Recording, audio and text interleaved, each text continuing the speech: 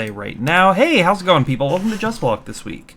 I'll be commentating this week because, you know, that's just how it be sometimes. But I am joined today with the wonderful Vice. Vice, how you doing? Hey there, everybody. Yeah, I'm doing great. On this Wednesday, suyobides. Yes. All right.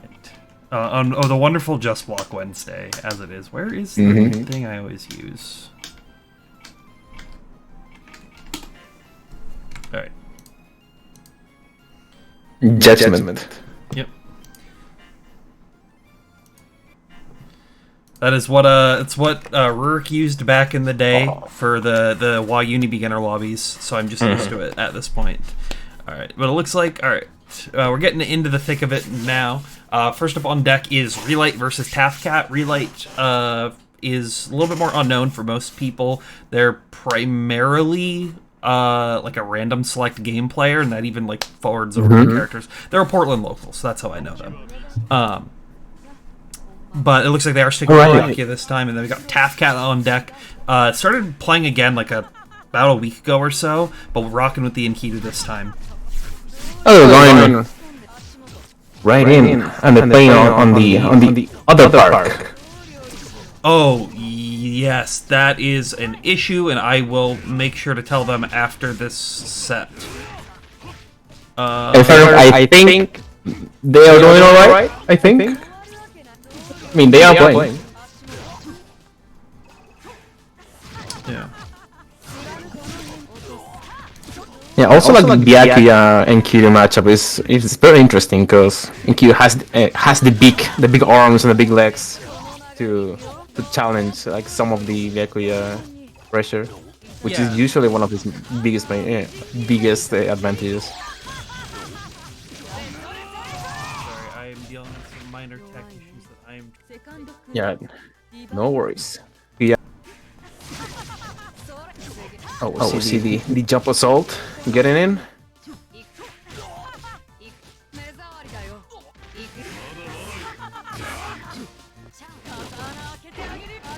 Oh no, the dash C. That button is so good on one space. Especially since it can combo to itself.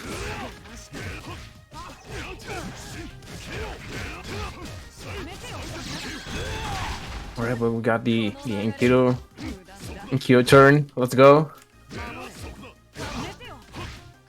Alright, amazing staggers.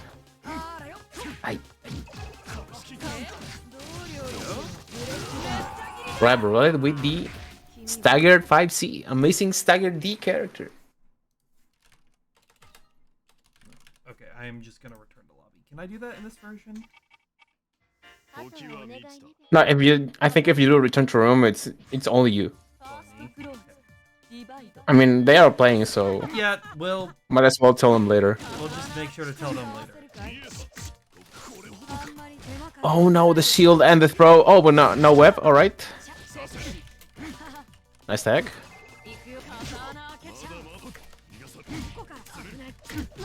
Oh, that was a very nice 5B. And now we got into the combos, Enkidu combos.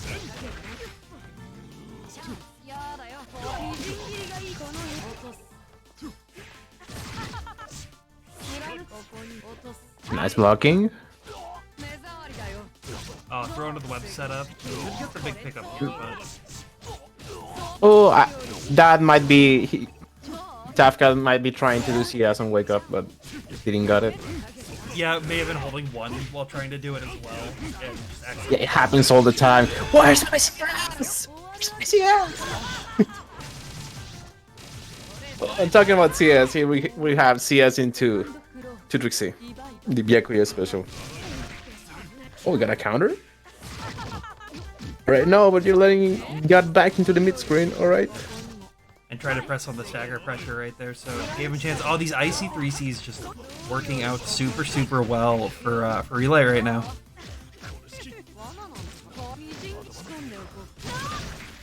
Oh, but gets parried. Counter? Yep. Oh, and tried to reversal out. Not gonna work. Could get a big punish off this. Oh, alright. We're using the Havoc mechanic. Alright, you're positive. Keep going. Positive again. Once again.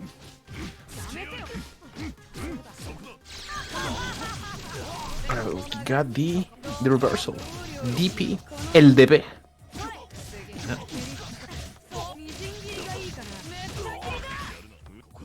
Easy breakdown right now. CS tried to bait something up, but just goes for the web set. 2-3-6-E gets through all of this. Right, it can be for anybody. Oh no, we got the pro, but we're still in. Right, fair enough, fair enough. Yeah. Tried to C kicks out of there, but could not. Couldn't get it because like Relight was just ready up with the dash block right there. So able to take that one 2-0. Sorry about not updating the scores, as I was trying to figure out why there was echo and how I could fix it, and I figured out why. I just don't know how to fix it. So you're dealing with this. Yeah, it seems like I have a little bit of echo. You did, but try saying something. Hold on. I'm saying something. Okay, it should be fixed. Stuff. It should be fixed now. Okay. And it looks like Deerskin and Leon may have finished playing, but okay, they're reporting it. Deerskin got it 2-0. Oh, they did. A new sacrifice comes to you.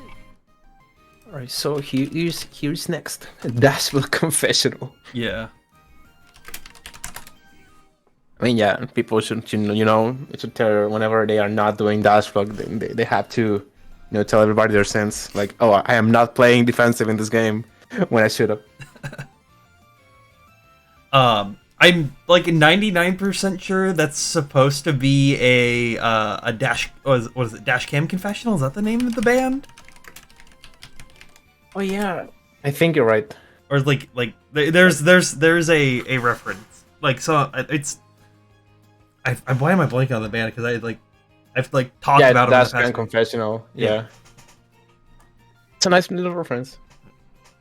I had not seen a Byakuya before, and that's okay. That's okay, Tafcat, because as the more you play Uni, the more you'll see Byakuya and go, wow, this character.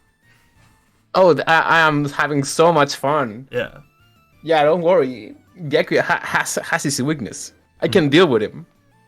Positive. Fortunately for you as well, this has all been this is all recorded, so you can always go back and look at it and figure out what was that character doing. BB is always on rank, yeah, but this is West Coast. This is West Coast. Do you want to play BB on a West Coast connection, Cow? Because I sure as heck don't. I just imagine trying to block the Byakuya overhead, like on 4 or 5 frames. That would be no, thank you. impossible. I'm good. I don't even want to think of that. Yeah, I don't want to play this game anymore. Honestly, I don't want to play against Byak. I love when Byak is on screen because I can just give up on cycle. True. True. All right.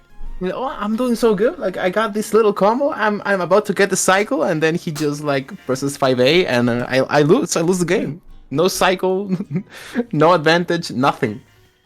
Bro, I had a heart attack. I thought Riddle just selected Walled for half a second because I heard the character select notification and saw Riddle hovering Walled.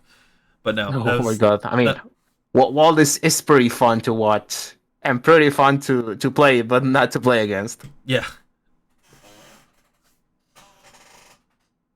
I mean, I don't know. There's something about looking at Walled gameplay. It's so much fun. But anyway, we got Chaos and High. Yeah. So, this is a match I think we've seen in... I think we saw this last time we ran Uni.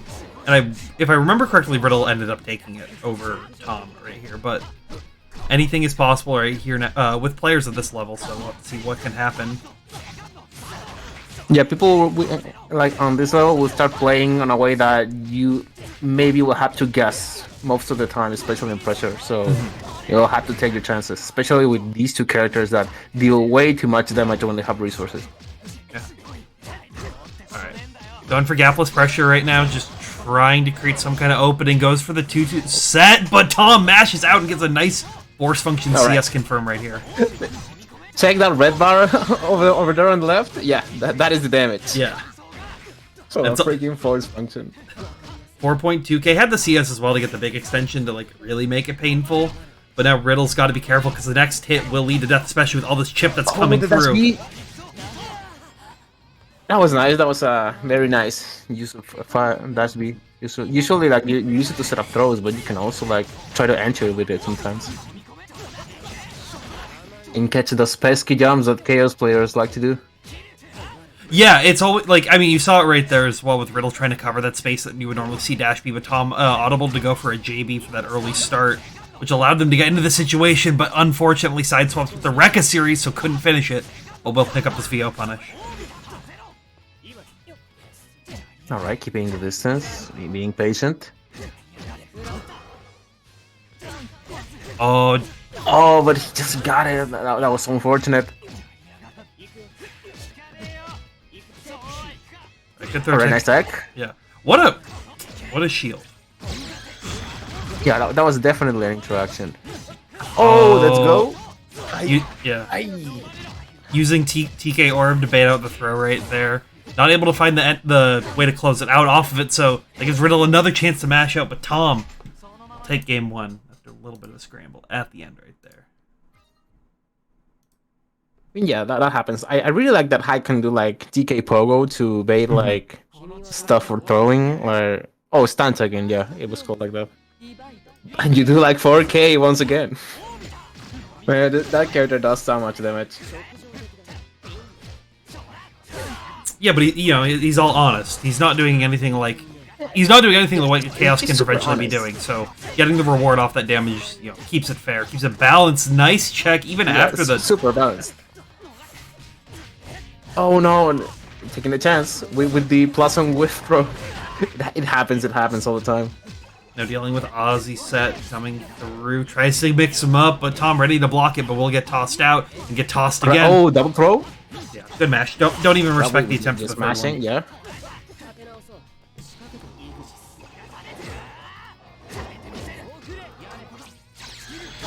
Oh, the Pale Rider threw it. Yeah, I really like that Tom uses the cycle quite effectively. He's very patient. He knows he has like the grid advantage whenever Chaos needs to do his assy game, so he can have some shields for free. So I really like that he's just playing the cycle and waiting for his chance. Yep. Oh no! Oh, like this. Oh no! Never mind. Able to save it with the CS Pale Raider at the end on the whiff punish attempt right there. But after the toss, it gives Riddle a chance to take their turn back and now really get a pressure, and still having that little bit of VO on deck can be scary. Or trying to do the 2-on-4 into CS to make it safe, getting a throw, getting another throw, gaining the cycle, having the plus frames of the CS. Tom's throws have been on point. Like, Riddle's just been so confident in holding down back. These chances... We're back in neutral on. We got the J16. Yeah. That's gonna be... Yeah, sometimes you can have like a random jump and it just works. Because we are so used to not jumping with like half of the cast. So that's the thing, right? Is I've actually been like... In like recent games that I've been playing, I think jumping is, well, it is like obviously dangerous, right? Like we all know that you kind of just get blown up for it sometimes. You can really like do a lot to make your jumps good, character depending, and like I've been utilizing it more in just like miscellaneous setups, not as frequent as big of a call-out option, because you do it super frequently, you just get blown up for it, right? But just throwing it in there every so often as a way to make them check, make them react to it, I think it opens up a lot, and it's definitely something that I've been seeing.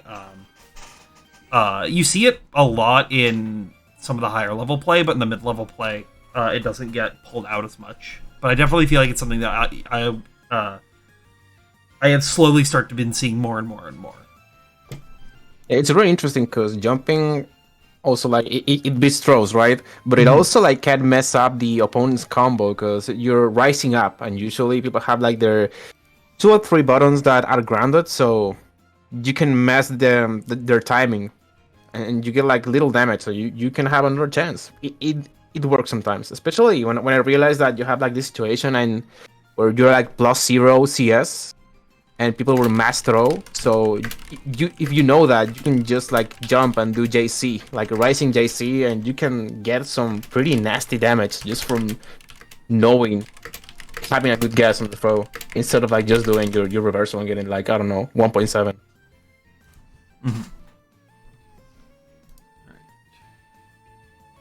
But yeah, jumping is definitely like some territory we have not discovered like at all. It's very funny because when you're learning, people tell you that no, don't jump, and then you ask for advice, and then you have to jump against this character. But like people told me not to jump. What am I expect to know? Why should I know? What should I do? Yeah, it's interesting. Because I definitely feel like you have to tell uni players in the beginning to not jump, because if you like just let them try to jump, they'll get like exploded for it. But it's forcing them to change that mindset. Yeah, uni really it's really training us to be like very heavy fundamental players, and I really like that. Always good. Always Yeah, always good. So Alright, talk more, stack less. Yeah, I don't actually know who that is between these two. I think I'm gonna assume that's Deerskin, because we are gonna have one more match ahead of schedule, or slightly off schedule, because Rakestraw and Deerskin were having some technical issues, so we're just gonna have them play on stream. While we wait for one of our last matches to finish, and then we'll go ahead and get to the rest of the top 8. This gives our losers matches time to finish as well. Alright, so we just gotta wait. Yeah. It's been a pretty good week. Yeah, we're making stuff. We're having locals here in Chile, like next Friday. All right, gotta play offline. We're doing like finally. Yeah. It's been like 2 months actually. Yeah, it's been a long while. So yeah, I really want to play offline. I'm playing on Hitbox, so it is my time to prove myself that I know how to use this goddamn controller. It's hard. I'm at the phase where I'm not really enjoying playing on Hitbox, and I am like so frustrated trying to do the things I used to do well, and now it's like a miracle when I get it done. And I'm like, I should go back to pad. You'll definitely have that like forever, almost. Like I remember who I was talking with. I was talking with somebody, and we were talking about how like there's still things. Like I've been playing Hitbox for almost 3 years at this point, and like half circles I'm still inconsistent. Yeah, it sucks that we have to do like so many pianos and half circles in this game especially. Yeah, potentially learning a new character, a new game on Hitbox does help with that, but it's not as fun, you know. Alright, but back with the game at hand, we have Hive and Merc. Yeah, this is a very funny matchup because Hyde has to struggle a little bit against the big monster with the big arms. But if anyone's able to get through that kind of pressure, it's going to be Rakestraw, one of the more like studied players of the game. So they definitely have a lot they can get to. I like the use of the air orb right there. Just try to cut anything out if Deerskin is going to move forward, but ready to just stay safe right now. Trying to toss fireballs, trying to talk more and stack less. Yeah, right. Stack less.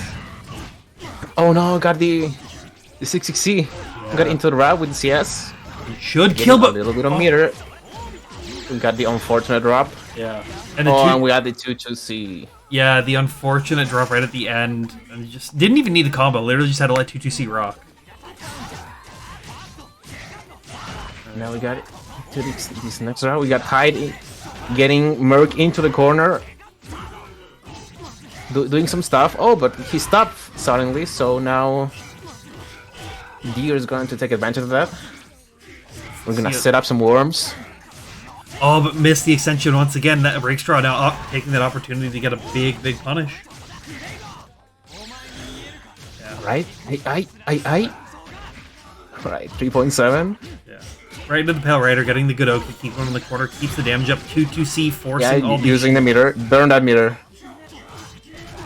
Oh, nice hit with the Got the second hit of 2B, but not able to find the pickup. Hey, talk to the hand. Alright, too late. That was very nice. Yeah. Very nice comeback into this first round. Yeah, I really like that that there is using 5B in round start because it's a very good button for round start and you don't see it very often. Yeah, I think especially versus Hyde, it's like a more effective button to be pressing at that range. Because there's definitely some characters that you press it and it can be a little scary. So, but I do like that's recognition of Deerskin's like understanding of the matchup and a good VO out as well. Just saying, get off me! I'm tired of you pressuring me. Let's go back to mid screen Right, where I excel.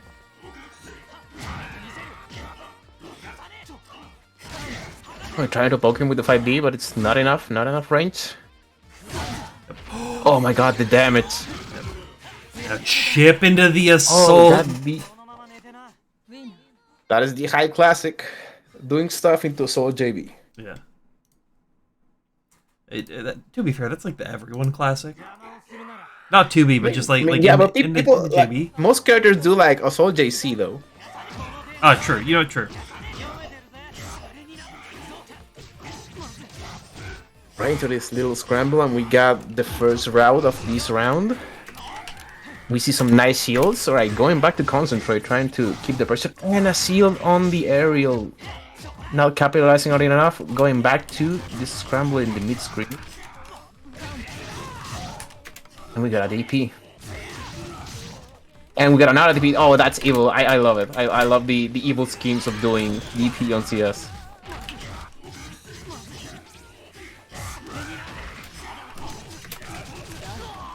And we got a nice little meaty. Yeah. Meaty dash B. It's very funny because he's literally eating like their opponent. We're calling them like meaties.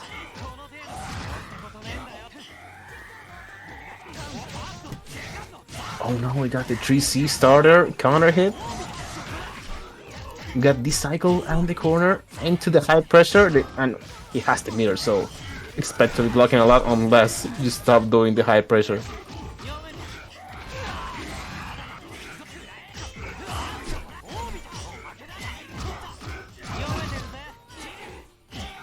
So in this round, these guys have been really like not patient, so they're trying the first chance to challenge, and it's working for them.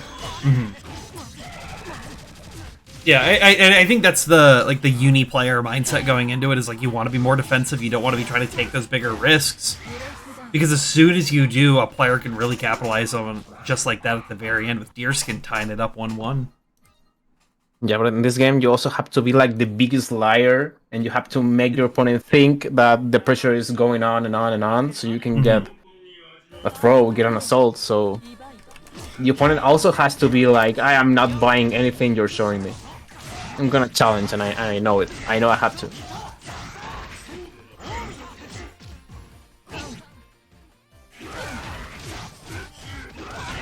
Good set right there, and just immediately backs off. Yeah, tries to keep that space right there, trying to allow things like that Very flank nice setup. Ooh.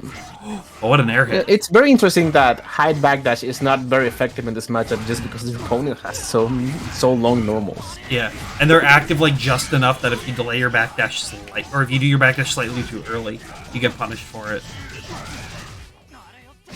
Yeah, I really like that actually, because I really hate like all these very fast backdashes that really work like to just go back to neutral. Like kind of for free. I know it's not for free, but it really feels like that sometimes. No, especially as the Wagner player, it feels free. Always, 100% of the time. Yeah. Like American Heights backdash, like they just like go back, like you just gonna go back really fast, and then you just lose your opponent, and your turn is over. Let's see Firewall to keep it going, but does get the 2-3-6C punish on the assault attempt this time. Got DP into the DP. Oh no, the shield. That is gonna cost you the cycle. And this should be enough, yes. Yeah. This is now match point. It is anyone's game coming up here.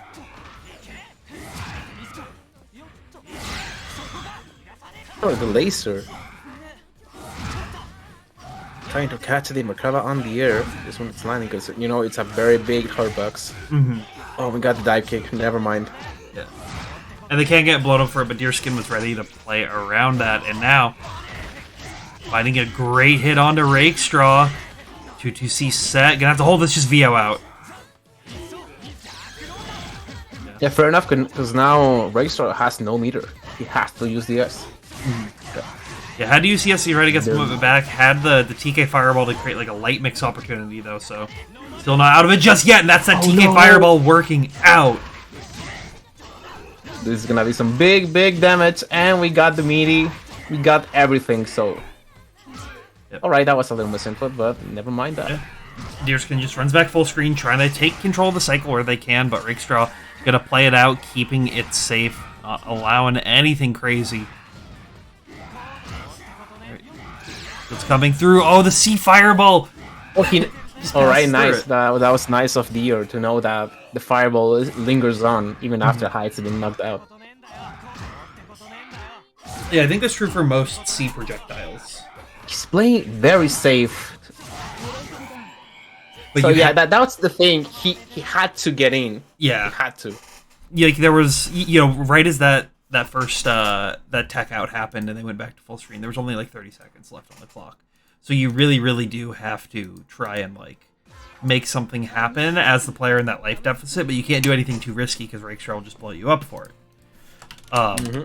But it was right at the very end. It's like, okay, I'm gonna lose if I don't go in. I'm gonna lose if I get in. So I might as well try to make something happen. But yeah, Rakestraw kept it calm, was able to take it.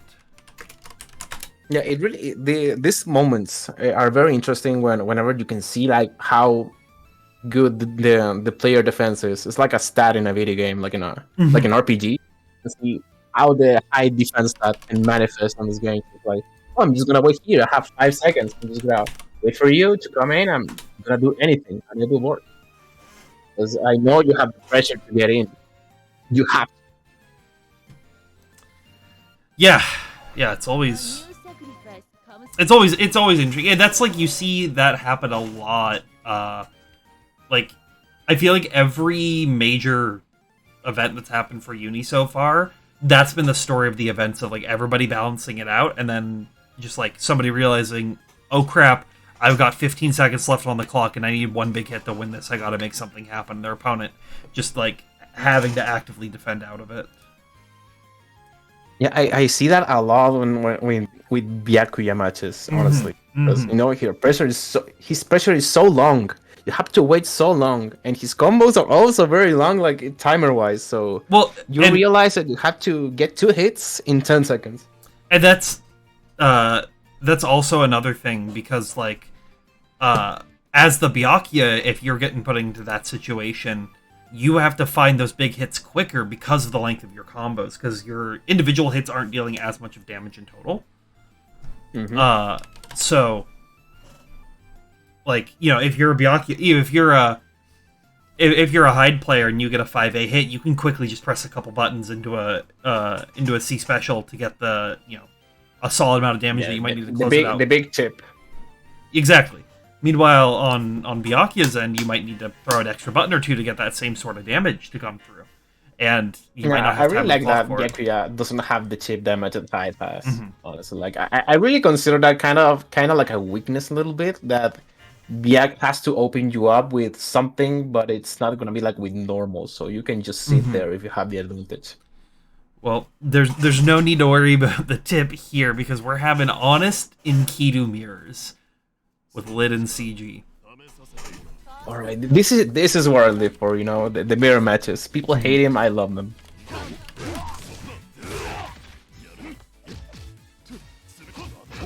That's probably like is a better way to put it. Oh my god, the first 4C of the game, retractable hurt box. you're gonna see a lot of that coming through with the a lot of the Enkidu pressures trying to throw out those disjoints, those extended buttons with like the IC2C, IC5C. But the Herbox retraction off those 4Cs can be huge at those like max tip spacings. But Lid opting to just go for a VO strip right there. Off the early damage, it finds a nice counter hit 5B to guarantee the round. I really like the fact that Enkidu, even though he has so many minus frames, so most of his moves, he just dances through them with spacing. So definitely a very interesting character to play. The 6C no cancel was really scary, but CG still allowed it to happen. Gave Lid a little bit of extra pressure, but will take it quickly, Black. Keeping them in the corner. Got the mashing Brave Challenge 5A into the side switch. Yeah, but the invalid combo on there, so got a little bit of free extra damage. And finds a good hit for it as well. Oh no, he waited for it. Yeah. Going for C parry there is, it's always risky, but Lid had been presenting a lot of pressure early on, so them just having the right call out for the immediate back out. Good VO out. Alright, nice VO. Oh, but good 2A check right there. It's going to be Lid taking the first round. Yeah, having such a life lead is very hard for the opponent to deal with, honestly, because they can just wait and block and wait for the throw, and that's the thing. People will even take the throw when they have it in that life lead, so they can have the info of how their opponent is playing the throw game. So yeah, it's definitely a very tough spot to be in. And CG just taking a breather right now, letting that match. Yeah. You can't let that match get to you. Yeah, that is actually very good. It's very wise to take your time, take a breath, drink some water. Yeah, I always tell people that take the breathers wherever you can, because these matches can always be really tough. And unfortunately, CG pressed that B button like a frame or two too late, so Lid was able to get the early hit. It's now going to be snowballing their pressure. But the force function trades going in. Force function. Yeah. That was amazing. Alright, getting back into the game. Oh, but Lid. Oh no, but yeah, that happens sometimes. Yeah, you see a 5A and you're like, oh no, I have to do something. Oh, and the footsie's right there, tries to check with the 2B, but the 5B able to reach out just far enough. Allowed him to get a big hit into the corner. Alright, getting the assault JV, I think. Yeah, I'm not entirely 100% sure what was the exact plan right there, but Lid's looking to quickly close this one out early on. 2-2C, keep it plus. Good throw tech out from CG. Oh, but the backdash. Oh, that backdash. I feel that definitely. And Lid gets the win. Yeah. A quick and clean 2-0. Right, so sometimes Alternate is really about the game that you have to annoy your opponent as much as you can, so they open themselves up. So that is like one of the ways to play, especially with pressure-heavy characters like Enkidu with his playstyle, spacing himself out, using backdash, and all these good range buttons. Lid played very solid this round, so we hope to see CG getting back in the loser bracket and getting a rematch. Yeah, it definitely is something that you could see down the line coming through. CG's no slouch in any sense of the mind, so Lid just, sometimes a player's on point, sometimes a player knows exactly what they're doing, and Lid, that's what they're looking like. They're looking really, really strong, really confident today. And we'll be hopefully seeing them. Well, we'll definitely be seeing more Lid, but hopefully we get to continue to see CG on through this event as well. Yes, we're not done yet. And now we have Hide Mirrors. So we went straight from Enkidu mirrors into Hide Mirrors. Alright, we are into the backdash mirror allegations. Alright. Yeah, unlike the Enkidu mirrors, I really don't like Hide, and everybody knows this. So watching a Hide mirror is like double the hate for me. Yeah. This character just strips you of your HP, man. Yeah. Well, just don't block. Just smash. Come on. Just smash. Yeah. Dude, what's the worst that could happen? this is the worst that could happen. Taking these early hits and, allowing Tom to get these early cycle gains is always what you're going to be wanting to look for. But Rakestraw quickly trying to take their own turn back, trying to use these 6Bs to close out the neutral. But finally finds a 2A hit.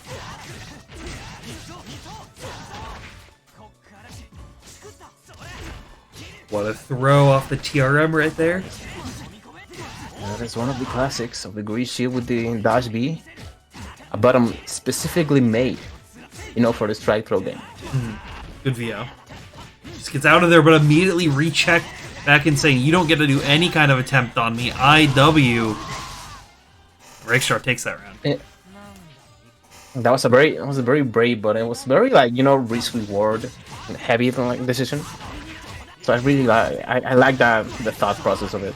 Like I can withstand a VO move, so I can just try to mash. And in this game, you can try to challenge, and it will work sometimes. Yeah, but it's always risky. It's always risky to try to challenge in some situations. So you have to you have to play that game. You have to play the gamble. I think that's what makes this game so interesting. That sometimes layer 0, peanut butter options just work. They can be the correct answer in some situations. What do you mean by What do you mean by peanut butter options? I've never heard that expression before. I tried to say something else. Yeah, I just made that up. Okay. I don't know, Prey and Eater. Honestly, very unga bunga. Yeah, kind of makes words peanut gallery and stuff. Peanut gal. Okay. Yeah, peanut butter's layer 1, jelly's layer 2, clearly. Layer 2. Just doing the simple things sometimes can just defeat the weird, the smart things. It's very funny to me. And you get so mad after that when somebody just matches on you and they're like, you mashed! And they're like, yep, sure did. See right there was no mashing happening. It was just honest spacing right there, trying to whiff punish, and that gave Tom Clancy the chance to push it in forward, get a nice throw. Now keeps the pressure up, but great shields from Rakestraw. I got beat 2-2A CS into the route, getting another route, so that is big damage. Oh no, the VO. Yeah, I like the VO right there because just the. It was a gamble. Anything in this game, everything is a gamble in this game, honestly. Yeah, everything is a gamble, but the idea of they're probably gonna run up in medias, might as well just VO. But Rakestraw just went for the little bit of a feint dash right there, and was just able to really take it. Just get into their mind, bait them out, bait out all their reversals, and take that one.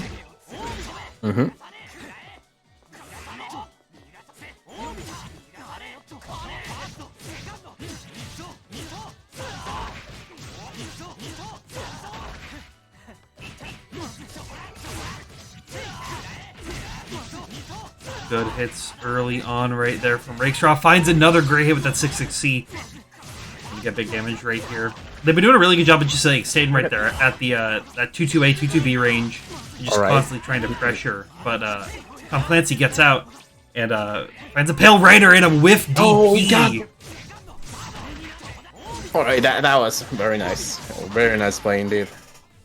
You play with your opponent's emotions. Yeah. And you're DPing now. I'm getting out of it. Well, it was we got this C-ball. It was funny thing, we call the hide ball, we call it the pizza because it's very vertical. Yeah, it's a pizza. And if you see the hitboxes range, it's very a pizza in comparison to all the other projectiles in this game because they are usually square shaped, but the hide projectile is just rectangular like pizza. Well, hey, pizza has rectangular pizzas. Pizzas can be rectangles. Yeah, that as well. Oh, nice force function finally opening him up, but not able to get the big confirm. So that gives Rakestraw another chance to reset it off mid-screen. Getting the flying pizza ender into the C-Rekka. Oh my god, the Assault JV, it just works. Into 3k damage with the Borful.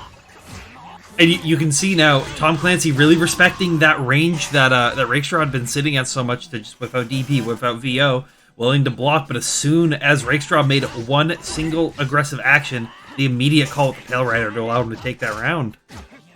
Yeah, it's very interesting in this in this mirror match that since they both have the horizontal reversal, they have to be very wary of the cycle. They just cannot just doing the regular charge 5C or doing the 2-2B to extend the pressure, because their opponent is gonna CS and just DP out of it. Pale bring you out of it. So it's very interesting that it just like reduces their options. Like, I cannot do this when my opponent has purple, so the game turns very fundamental based.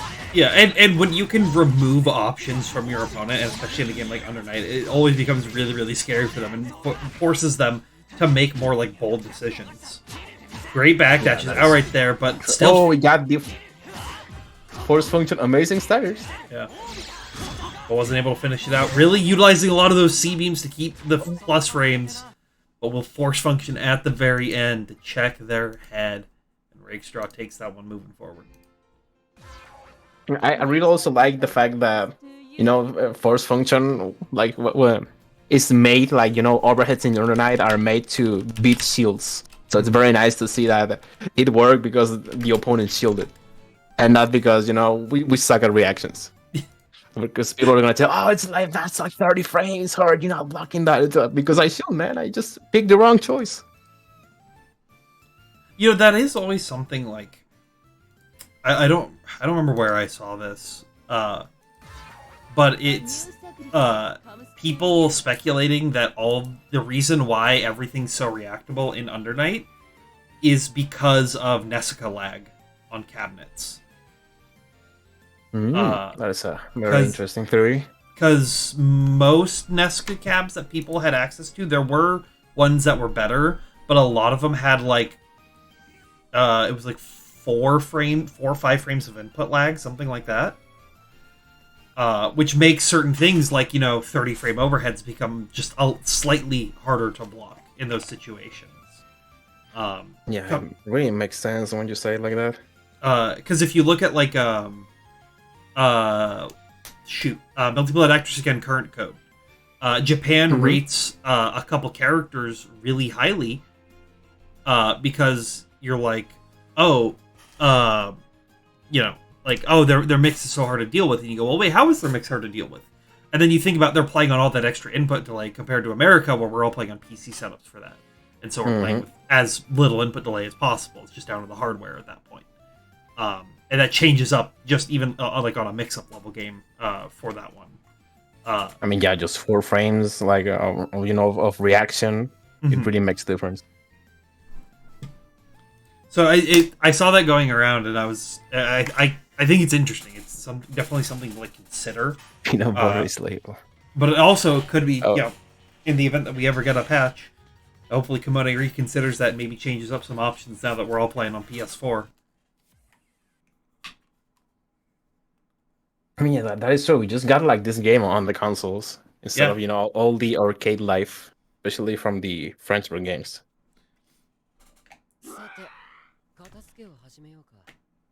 But alright, we got Chaos and Merc. Oh, nice force function early on. The funny characters. We just came back from like heavy fundamental games to just, you know, we can deal with the quirks better. We definitely went from fundamentals to shenanigans in like one match. We can do the funny better. You can see right now Deerskin really just trying to zone out with his air fireballs, trying to go for a glide in, but Riddle prepared for it, backdash out, and got a good hit with the Aussie set. You gotta hold this, but nice throw tech out from Deerskin. Oh, it's our nose throw tech. Oh, nice patience. That's very important because Riddles has the cycle. He's about to get the cycle, so you can just wait for that. I like the grab feints. Oh, that was very nice use of the purple trait to be able to just cancel the as moves into one another. You work really well, just jumping full screen. That is definitely like a knowledge check. I will have to keep a note on. Oh, just VO's out. saying, no thanks, I'm good, don't want to deal with that. Now gets to take their turn back. Keep the fireball game going. Just try to force Deerskin as much of blocks down as possible, but Deerskin ability to just go into the skies, try to play the fireball game, but it's not going to work when Ozzy's sitting behind you as well. Q36C coming up for some big damage and a nice 2A check as well.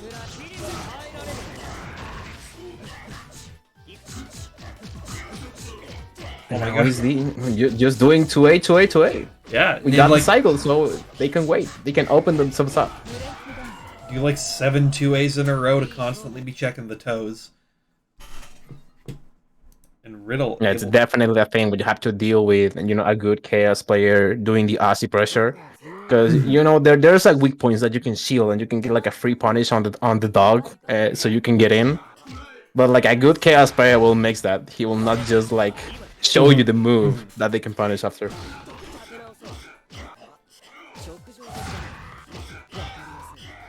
And Riddle's definitely been doing a good job of like constantly mixing up their options, trying to create those. Playing so patient, I really like that.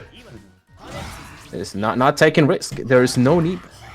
I do like the use right there of 6C to just blow up the fireball and allow for a quick CS. Allowed them to gain some ground, but Deerskin just immediately took back to the skies to try to take it back. And Ozzy comes through now, forcing them to check, forcing them to play a little bit more cautious. And dive kick. Also the fact connects. that you cannot defeat Ozzy with an A move. That is definitely gonna another check on that. If you don't know that, it's gonna get so hard this matchup. Oh no, that drop was so unfortunate. They're back into square one. It's the 6C as well on it, and finds another Aussie hit. Gonna be some very, very good damage. Only 20 seconds left on the clock, and that hit wasn't able to get all the full damage you're looking for. Oh, the anti-air with the dog. That was very intelligent. So, this guy fights with intelligence. He's got glasses. He has to be the smart one. But now you can... Oh, block string right at the very end right there. Unfortunate. Right, and to get in, and we got another EX2. Yeah. Get the round. That was very nice. Yeah, Deerskin almost had that last round right there, but Riddle still had the flight dive in with the backdash, and that allowed them to just start a block string right with like 7 seconds left on the clock. So Deerskin wasn't able to make anything happen. Are we going back into the mid screen? Almost both players getting the cycle. Riddle's getting in. Getting a CS. Oh, but they didn't show you moves, so never mind, because this reversal is safe. You can just go back. And that big plus you to throw into the reversal. It's always, like, especially on net play with variable delay, it's so hard to consistently do punishing that, so... Yeah, that is so true. Like you just have to just wait for it. Wait for the opponent to do something else. Like, what will they do next?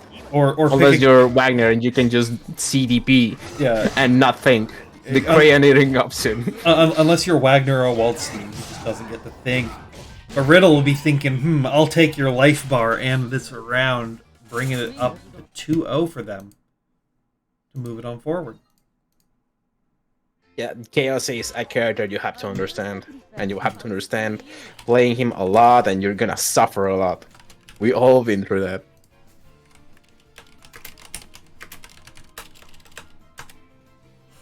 Even though you're playing like a character that can zone like Merc, having to deal with Ozzy, this dog, then he can just combo you whenever Chaos has Vorpal. Oh yeah, and it's honestly, especially for someone like Merc, I think a lot about Ozzy through lenses of characters that have a pretty easy time dealing with. Or like their 5B is generally pretty safe and covers a good range that usually allows you to check Ozzy. But Merkava, like, while they have tools to get rid of it, it's not as free as something like Wagner 5B or like Hyde 6B or like Not Say 5B, like that kind of stuff. Yeah, that was the thing. I am not entirely sure how minus Ozzy is after like certain specials, like 6-3. That Ozzy definitely has like some minus frames that you can punish with Wagner 5B, like a 7-frame window, but I don't know if it's like long enough for Merc to do like a 5B or like a 2B. I think 2B is like is the answer, I think, because I think it's 7 frames. But you have to know that. Yeah, it's something you have to know and be like actively prepared for it. Mm-hmm. Um, We're getting the UNICLR characters. yeah, some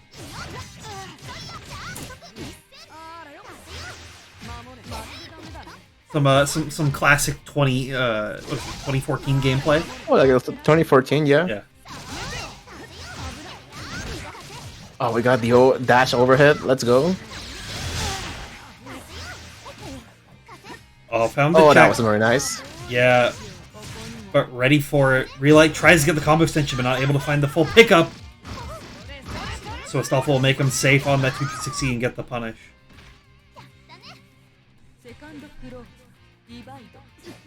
It will happen that sometimes they will just block the DP.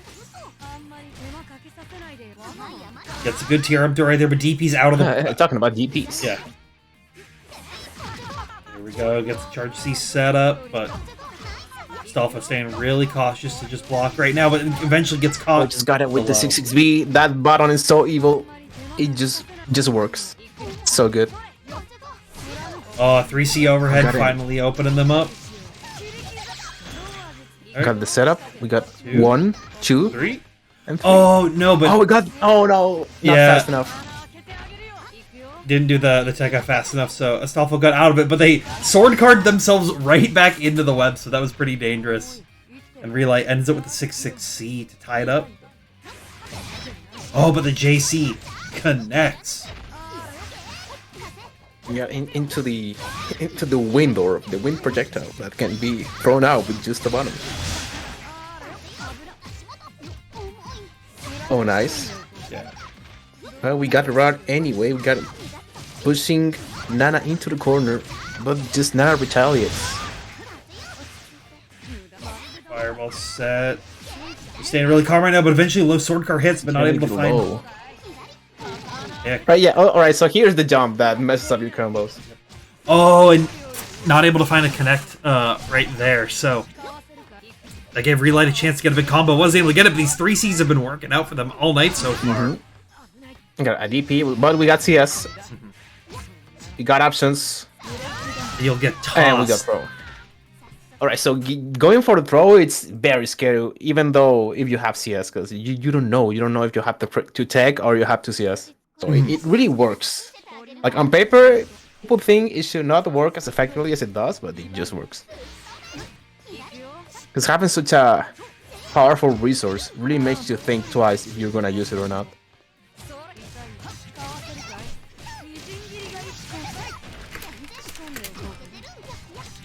Oh, it's a very nice shield. Not only getting back the defense, got a side switch at that. And with the cycle just going on. Yeah, you can see Astolfo really just trying to control that mid-screen range more, trying to play a little bit more fireball heavy. Oh, but it does get caught.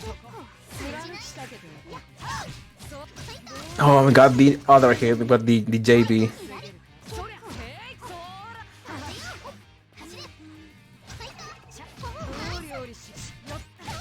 So this is definitely like a dynamic that both players are trying to get back into mid-screen, despite one of them having a little bit of advantage with projectiles, and the other with the high bottom range. So it really will be like whoever gets the hit first. Oh, Astolfo. got the CVO. Yeah, went for the CVO into IWEX. I do actually like the cash out right there. Don't just allow for any kind of scramble situation to potentially happen. And like something that I've been saying is like Uni is a game that you gain meter back like super quickly, so it's really easy to just like cash out your meter at the end of the round and then quickly get it back without even realizing it. So yeah, we're looking at Nana's bar right now. He has 40 meter already. Yeah. Just by getting hit and defending. Yeah, just from blocking, you already gained like a quarter of your bar back. So, definitely is not something you always have to worry about. It does, close out some early game options, but that's all besides the point right now. Because Astolfo getting some really solid damage. Oh no! Oh, drifted. Using the force function with the purple trade, that was very smart. That was so good. Being able to recognize that and know exactly how to get out of it. And getting punished for it right there. Stealth that was taking definitely like a very anime moment. Using the power everyone forgot about to find your way to victory versus the villain spider right at the very end. Yeah. Because it's the Whirlpool trait. Very few people know like all of the Whirlpool traits of this game. Because they're very specific. So it's very nice to see. It's very nice to see the knowledge, you know, the intelligence. Astolfo, I see you in chat now. That was crazy. That was godlike. Yeah, that was sick. I made sure to clip that. That's going on Twitter later. All right, but we got Riddlemaster 64 and CG. I almost said CG's full name, but I realized they probably don't want that. Oh yeah, Star GG has like the names of the people. Yeah, it does. Wait, does it have it for CGs? Is that public? Can I say that? Hold on.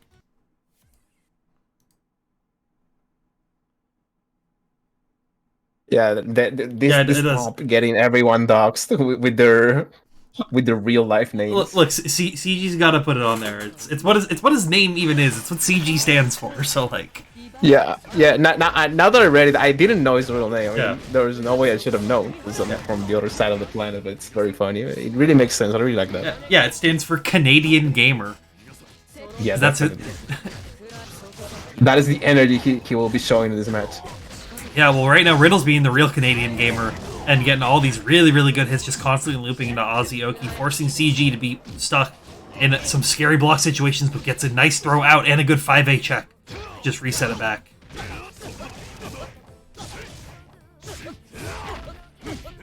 I also in Kiro's moves, they just have this sound effect and they sound so strong. You're just getting obliterated. And you're going to keep getting obliterated as long as you keep getting hit by everything that's coming through. The CG should be able to kill right here with the 2-3-6C at the ender. Oh no, Scissor Kicks does it. Yeah, CG looping the offense, doing very nice middies. It really worked for him in this first round. So we'll have to see how Riddles manages through him in this other round.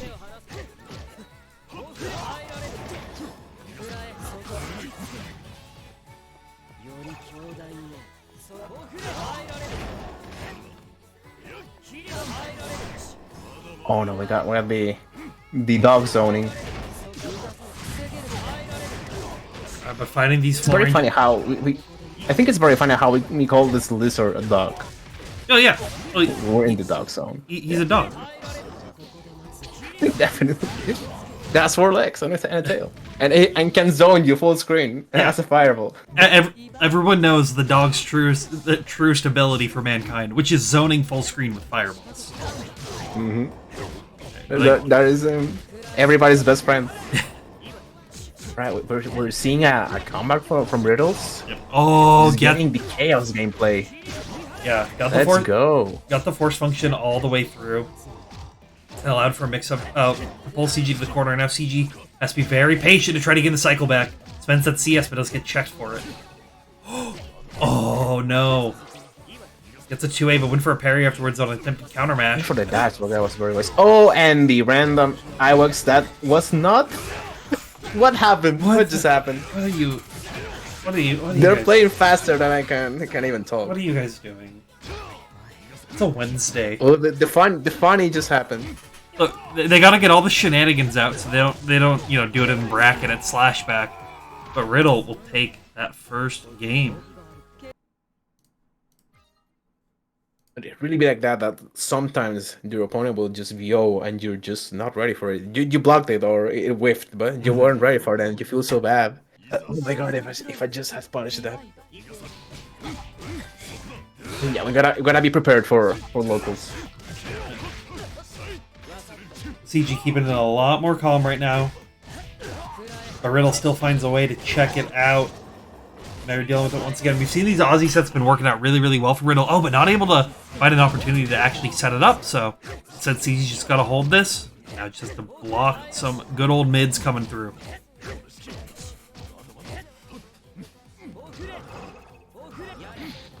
Yeah, I like that. That's what CG was trying to... Counter on dog, nice. tried to use the Rekka to steal their turn back with those fake minus frames, but wasn't able to. 2-2C will, but Riddle's still confident enough to mash. That was a nice 2-2C. shield also. Yeah, true. Yeah. They shielded the last hit. It really worked for them. Especially even though it is +4, so though Inkito was still plus, CG was still plus, and they mashed on him. That was very brave of Riddles. Alright, gets the Aussie Throw pick as setup. well.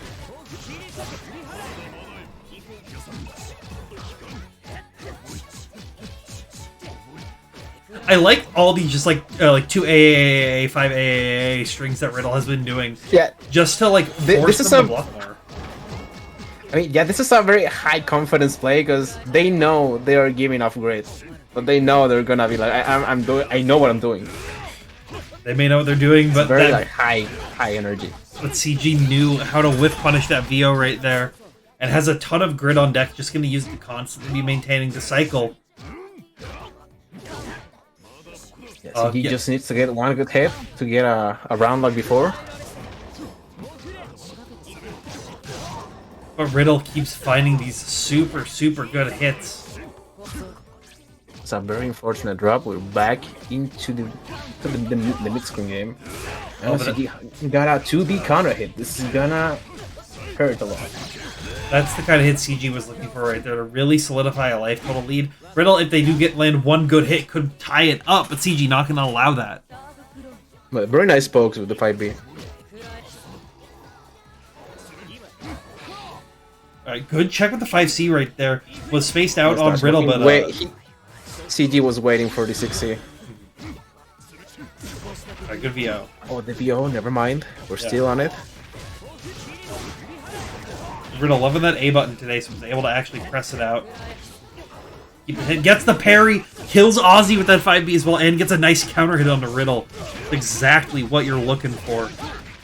Bring down the VOs as well. Riddle has no way of getting out outside of the roll. Or being a brave challenge. Oh, that hand, that boy's hand so long hitbox wise. It's like, you know, K is like a teenager, but he has like such a good range. Hey, teenagers are scary. Haven't you heard that My Chemical Romance song? Yeah, they're definitely scary in this game. Oh, the 90-second 2A of the game lands for Riddle and allows them to get a really good hit. CG though still has access to CS, probably use it to get out. Parries the VO right there. Oh, won't gain the cycle. Exchange. Oh no, the life total's even. Oh no. This is actually like really terrifying, but the 2B counter hit. When CG recovers the set here, recovers it with that 2B. I was really scared with that CS. That was like the not getting the kill off that combo right there, right at the very end. Oh, that got my heart racing because I was not sure who was going to be able to actually take it. Yeah, and it's happy people to say like, Yeah. it really be like that sometimes. So we're back into the game, both players 1-on-1. See, 2-2A just to try to keep it their turn, but Riddle does a really good job of challenging the dash up attempt. But Aussie combo doesn't continue. 5B. No fear.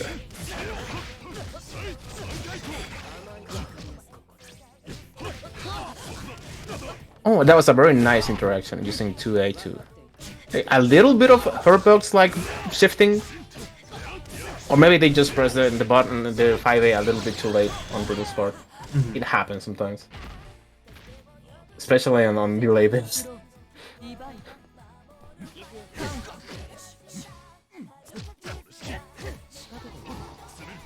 I know you see Riddle slowing down their pressure a little bit. Trying to create VO more right gap. at the start. Right, getting one throw. That was nice damage. Two, Another three. Another Oh, one. you tried going. They tried going for it again, but CG was actually just spaced out enough to be able to go to 2B, but couldn't get the big pickup off of it. So Riddle getting grid broken now. Break. Yeah, but CG has a cycle.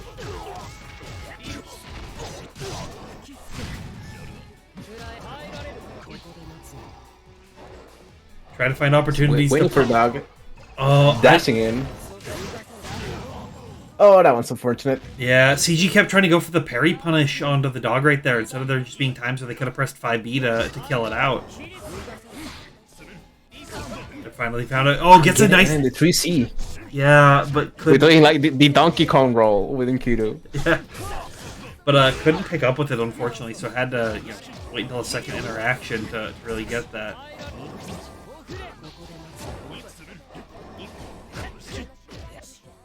Tried to Nice check patience on CG's part. Yeah, they tried to check a run-up attempt on the Chaos pressure, but Riddle was just willing to sit back and now allow them to get a big combo like this. Charge 5C. 5C overhead, let's go. Nice 4K right there. Waiting for the shield. Oh, But but the roll just covers so much space.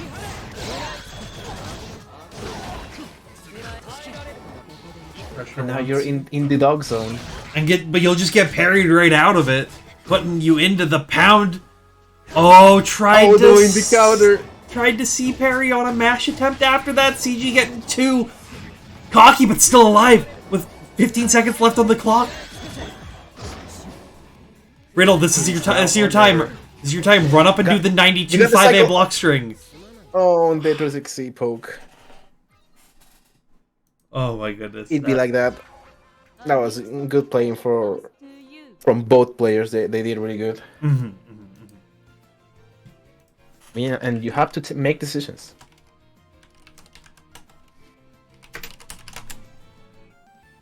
Sometimes you can choose something and you can be like a genius, or sometimes people will think, "Oh, why did he do that?"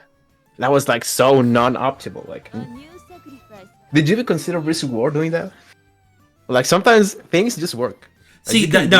That's the issue. That's the issue when you've got this guy CG right there. Because risk reward goes out the window. Because no matter what the risk is, the reward is it would be funny if this would hit. Yeah, definitely, and it's very funny for everybody, honestly, well, except for the guy getting hit. Alright. So we got our players on deck now. Gonna have Astolfo versus Tom Clancy here. Winner of this is gonna be fighting Riddle in the loser semis. So, All right, we're looking for Hyde Nene. That's it's a very fun interaction between those two characters. you're like, it's interesting because a lot of the ranges you want to be sitting in, Nana is just gonna be able to slightly out disjoint you. So you're gonna potentially have to see Tom Clancy be a little bit more aggressive on their plays. So true, and I think that both characters' projectiles do not like clash with each other. No, I think if you get into a zoning war, they're just going through. Because I think Nana's balls are like Nana's balls. Nana's projectiles just go under because the hitbox is more like going through the ground. So Yeah, it's I know that it can go like below Akatsuki's projectiles. Yeah, it's a really weird interaction sometimes, but right now Tom Clancy doing a good job baiting DPs and baiting these mash pressures coming through for Astolfo.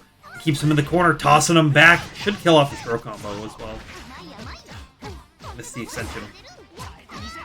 Getting the blast frames on the shields. So for getting their chance. Goes for the charge force function. CS to just get back in there and uses the Rekkas to catch him overhead. A little mixed up on the records. Very funny move. We'll do the C EX pizza to get more advantage. Going back into neutral. Oh, I like that late assault right there from Astolfo to try to take the cycle. Tom Clancy also prepared for that really, really last minute shield. Ended up allowing them to get it at the very end. Well, that was unfortunate. Follow bait because now Tom has the advantage because the pro has the cycle, has the meter, has the corner, has anything, and he has the high damage. So, yeah. But choosing to save it. One more interaction. Yeah. Until Astolfo just sweeps right on it with the 2B. That's a very good button. Oh, and they went for the ender But unfortunately, red beats the second hit whiffed, and that allowed Tom Clancy to take game 1. Yeah, I think Heights dash C is very crucial in this matchup because you will have to deal with projectiles, but you have to get in fast. Especially with the distance and movement Nanase has. Yeah, dash C definitely covers a lot of that, but if the Odyssey is prepared for, excuse me, if the Odyssey is prepared for the 6C right at that moment, or 6C right at that moment, they can like really punish you for it. So it's always dangerous. But Tom, alright, we got the 1AB being punished by the assault under Night Classic, getting another throw, getting more meter. Going with the fireball doing something sketchy with that assault wave flow.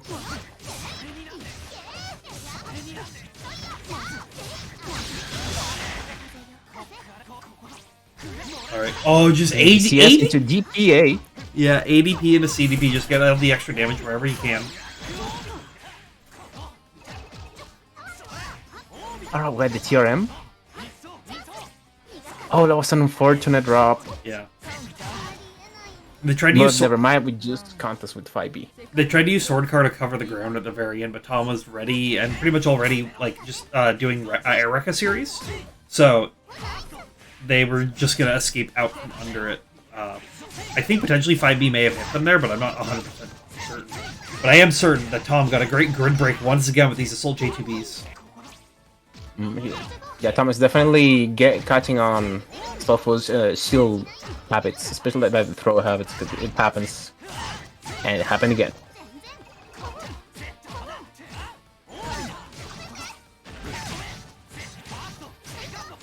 Yeah, there's also like this undernet game that even though you have very good fundamentals and come from other games, when you realize that you cannot just do 1AD without like exposing yourself to a shield break. It's very hard to understand. So sometimes you have to be very wary of throw, and the fact that throw can be somewhat reactable most of the time, so you don't have to press anything. You have to be patient. It really creates a very interesting dynamic. Pretty much like making all this strike throw salt game that Under Nice is known for. Yeah, it's a strike throw game where throws are bad yet they're good. Yeah, that is the thing, because they're slow, but they're like powerful in their own regard, because they give you so much. So it's natural that you will be wary of them, so you can press, AD sometimes, doing 1AD or getting TRM. So it's very... I like that part that you can open up your opponent in a game that defense is good. So the fact that you can consider all of this and plan your pressure game, it's very interesting and very fun to play when you get to know all of this and you can implement like the layer game into it. Because then you will evolve into using option selects, and then you realize, oh, if I use option selects all the time, people are just gonna destroy me. So I have to use option selects sometimes, but not all the time. I have to wait sometimes, but I can have to do something and I will have to respond. I love that about Uni. I love that about Uni, where the amount of people that are just like, every Uni player is mashing OSs all the time. And meanwhile, you look at like a top level of where people aren't using OSs as frequently, because they know if they use those OSs, everything their opponent's doing is to check those OSs coming out. And then if they see it, they're just going to immediately counterplay. I like the fact that defense versus offense interactions are very meaningful with each other. It's not like, oh, I just gonna have to wait, or I'm gonna do my block string and be safe. No, there's always like interactions with each move, even though we're not like directly looking at them on screen, because with the inputs and all of that, and then the TRMs, we don't usually see whenever the opponent is doing like an OS on their defense, unless they actually pull it off. So it's very interesting when the interaction with each player.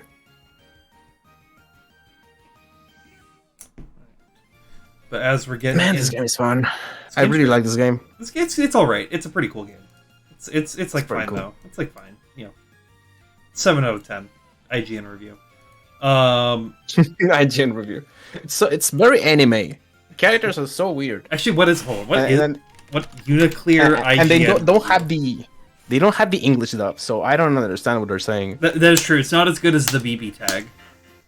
Yeah. Did IGN even like do a review on this? Also, like this isn't even a fighting game. This is a visual novel with a fighting game mini game on it. This is like the mini game.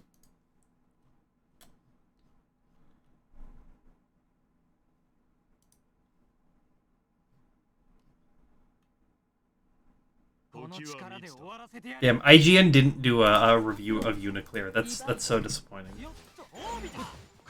I guess it makes more sense that they didn't actually make a review. Yeah, but it would have been it would have been really funny. That's all I would care about. Yeah, that's true. It was like 7 out of 10, too much text. Yeah. All right, but now we've got the winners of our 2 respective mirror matches in their 3 out of 5, and the winners final side of things. They're playing very, very cautious right now. Good CS coming through. Rakestraw takes their turn back.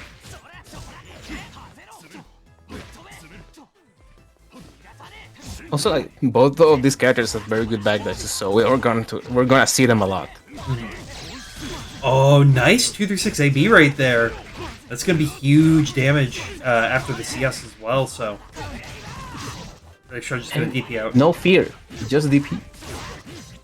Yeah, you can't have like too much fear when your opponent hasn't shown anything, so you might as well just like try to set the pace on your own and force them to respect it. Then you can get a lot of mileage and play out of it, but Lid just gonna 4C after that post CS attempt right there. 4C is definitely like the big fundamentals move. It's the honest footsies button right there. Retract hurt box. I'm nice. But Lid keeping it going right now. Gets a good dive kick, gonna get some extra pressure, but just ending at 2.3k right Alright, doing FF, trying to base something like a jump. Oh, we got the another 4C into Rob that just connects anyway after that. It's Lid taking the first game very, very quickly.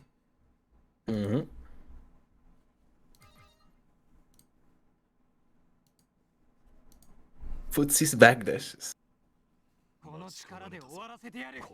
So, like in Spanish, we can say like los piecitos.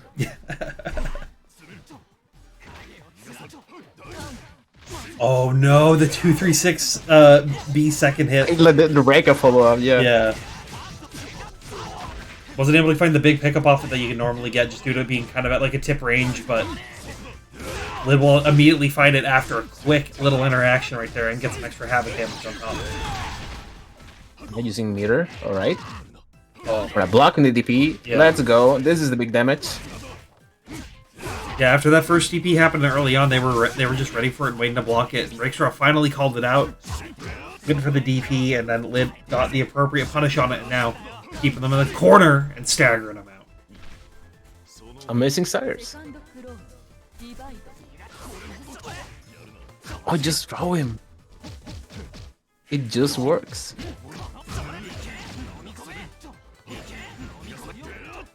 Oh, good backdash out right there. C-beam to keep it safe. Keeping it safe. But on any of those CDP, oh, that was a very nice conversion. That was almost a nasty pickup. If that dive kick hit right there, I would have screamed.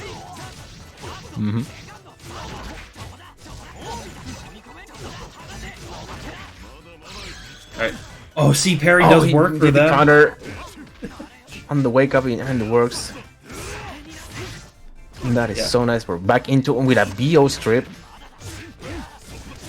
Yeah, and do a quick kill. Oh no!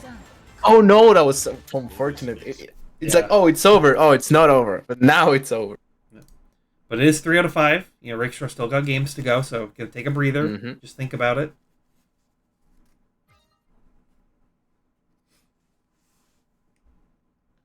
I mean, you need nerves of steel to understand, to like deal with like the universal unipressure. So it can definitely do up sometimes, especially if you're not like in 100% of the right mindset. And it especially is like true when you get, especially someone like Lid, who's very fundamentally sound, and it will break the rules of the fundamentals of the game to try to gain some kind of advantage. Good VO strip once again. Yeah, because those counter hit 4Cs are definitely doing a little bit of mental damage at the very least. Oh yeah. just putting them at weird timings, weird spacings that your opponent's not expecting them, and they're getting like really, really great reward.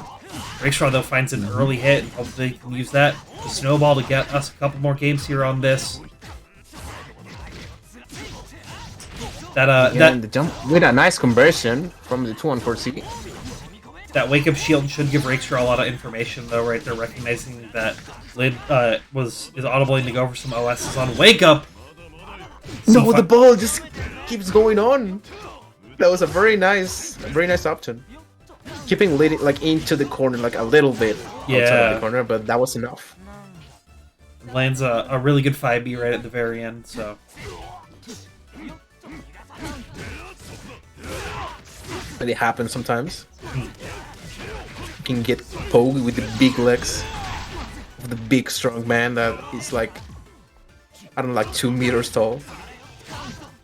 Oh, tried to 6C right there to catch Rakestraw respecting, but instead just was able to get out of it. But he just whips the DP.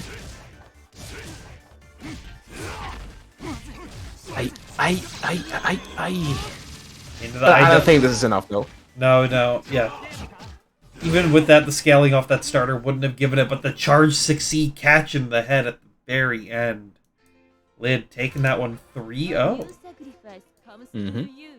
Very nice indeed of using the overhead at the very end. You know, keeping like a pace of the pressure and then just right up doing something unexpected. That is the overhead. It pretty much can catch everyone off. Yeah. I got hit especially right if you're looking like, oh no, I have to wait for the move.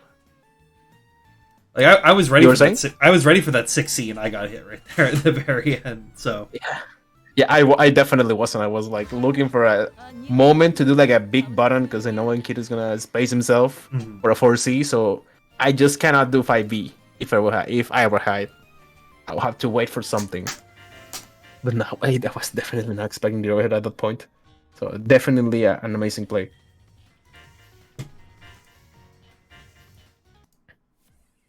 And now we're in the losers semifinals. Riddles and Tom.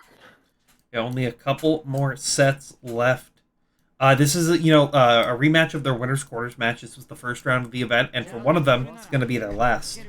And Tom did take that one 2-0. And Tom, I think, also wants this because if Tom wins, they'll have to go play Rakestraw. You got their run back from the winner semis match. So you'll have your hide matchup preparations. Yep, you have to go through the hide gauntlet right at the very end. And here we go, Riddle getting all these throws, opting for an assault after the second one. This time, he gets a grid break. CS on the green shield, very nice. Tom just taking every single throw that came through right there, ready for them. Yeah, this is a strike pro game. Gotta make him pros. Gets a good hit right there, trying to find opportunity to stagger up, but gets a throw of their own this time. Goes low. Yeah, stagger 2As, trying to bait out like a 180 OS.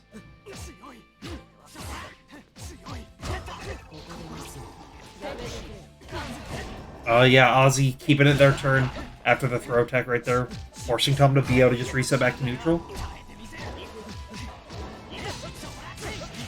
Using the 2V to retaliate and get in the round thanks to the added bonus damage. Yeah, being able to use their free their unique super move.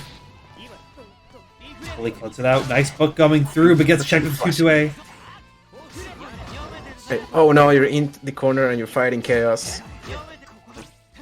So just CS very nice. Allows you to take your turn back.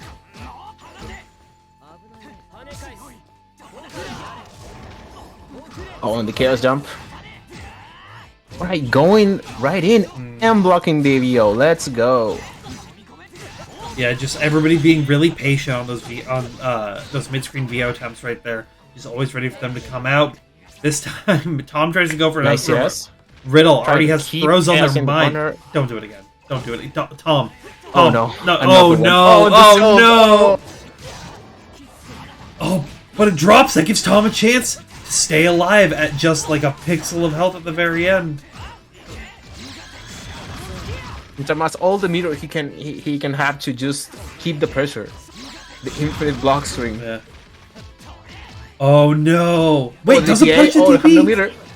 That was super scary. Oh! Keeping it close. And gets the check with the 2A into a quick run up throw. Tom taking that game from the brink of like Riddle had that, but On the drop verge very of end. destruction. Yeah. Oh my goodness.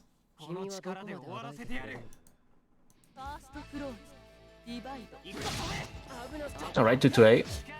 That is the round startish move ever. And getting some hits. Pushing Riddles into the corner slowly. And getting the hit. Orbita Black Lotus. It's a good hit. Oh, nice force Nice. function. Oh, right the there. roll is so long. Very nice. Yeah. Trying to do a Happy Callus imitation to get those left-right mixes right there. But Tom this time said, hey, you were throwing me so much, you're going to get tossed, but you're taking big damage after all of these. And using the meter. Nice. Yeah. Knowing that they wanted to just kill right there and the combo wouldn't let them after that, so having to cash out at the very end. But now Tom is sitting only one round away from moving on over to the Grand Finals.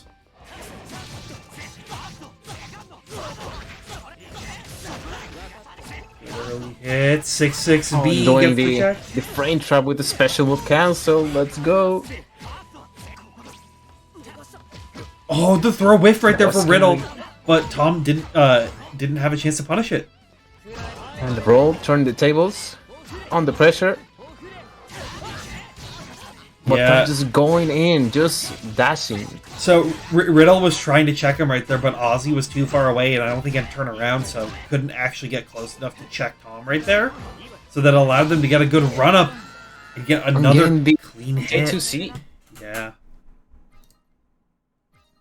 That's Tom taking it 2-0. Yeah, that was definitely an interaction because Riddles have been very happy with the throws, and now I'm just gonna like neutral jump on J2C, and it just worked very nice from Tom. And now we're going to see the hide mirror once again. Yep. You can never escape the hide mirror in a West Coast bracket or any bracket. Really, I feel like every bracket I've seen has like some hide mirror being played. I mean, he's the product, so true.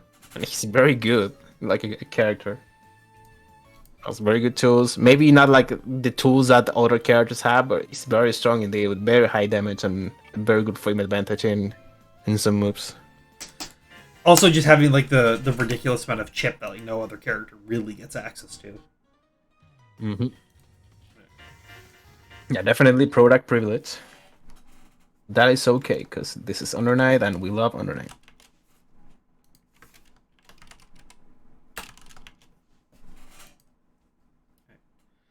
Got the colors on deck for you as well. Omni, I don't want to see your hide ever. If I ever see a hide anywhere of you, I'm unplugging your controller. I'm just letting you know that right now. But we'll get into the game. Yeah, my biggest fear is that I'm like somehow managing to go to an event and somebody like knows my name. Oh, this is Vice, and Vice hates hide. I'm just gonna pick hide, like just to destroy me because I lose against this character so badly. It's like a mental matchup thing right now. I definitely get that. Just like I get that Tom Clancy channeling the energy they had after that previous round and trying to use it to take some early games versus Rakestraw.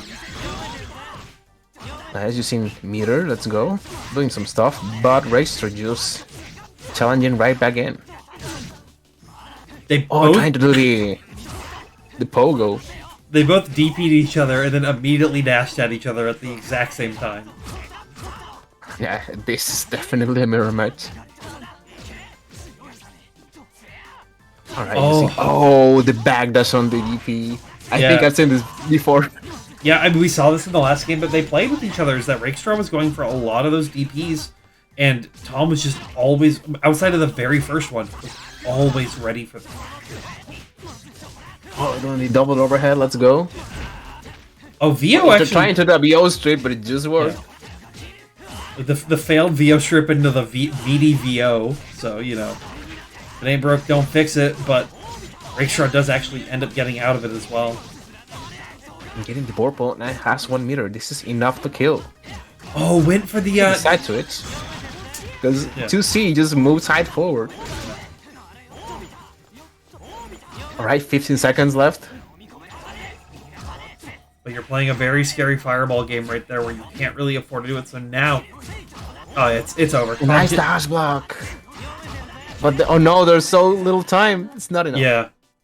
Tom could have even been delaying buttons even more than that to just guarantee the round lock right there, but still able to close it out. Taking using meter, using the C projectile was definitely the killer in that round. Very nice indeed. I said this is already a change from what you saw earlier when they were playing. So yeah, we're definitely seeing a little bit more of the projectile wars in this round. Oh, but we see a throw break. All right.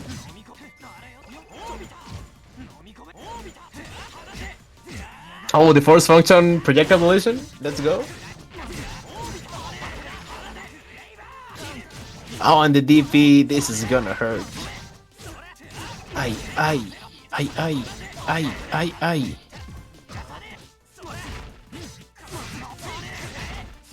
Keeping it locked right now. Fireball coming through. Oh no, the shield on the CS. That was super unfortunate. Yeah, just slightly too far for them to be guaranteed to be pressing something. So got the run up throw. Now Tom looking to try to keep this pressure going as much as possible, but Rakeshard trying to make anything happen right here. 6-6C, try to keep it safe. Fireball allows Tom to take their turn back.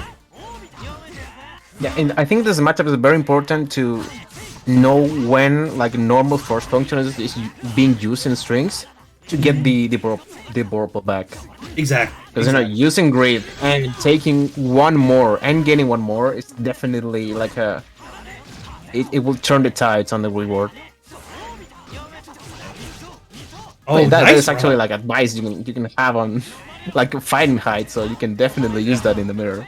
Vice the expert on hide, so they never have to fight that character ever again. I hate that character so much. I just know all about it. All about him.